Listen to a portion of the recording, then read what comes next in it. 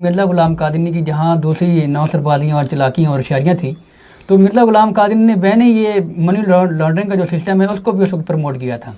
वो कैसे कि जहाँ मिर्ज़ा ग़ुलाम कादिनी ने सारी ज़िंदगी हकीम नूरुद्दीन से, ये हकीम नूरुद्दीन सरगोदा का एक इलाका है बेरा, ये एक छोटा सा गाँव है, वहाँ का ये रहने वाला था। और मिर्ज़ा ग़ुलाम कादिनी था इंडिया में, कादियान में। तो यहाँ इनका आपस में जो उस वक़्त का ताल्लुक़ था, इस वक्त तो आज एक सोशल मीडिया है, बिल्कुल हर चीज़ आम है।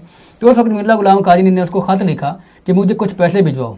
जिस तरह हकीम नूरुद्दीन पहले पैसे भिजवाता था, उसी तरह उसने 500 रुपया भिजवाने का इरादा किया। और उसने 500 रुपये कैसे भिजवाए कि उसने 500 जो एक नोट था 500 का, उसके दो हिस्से किए।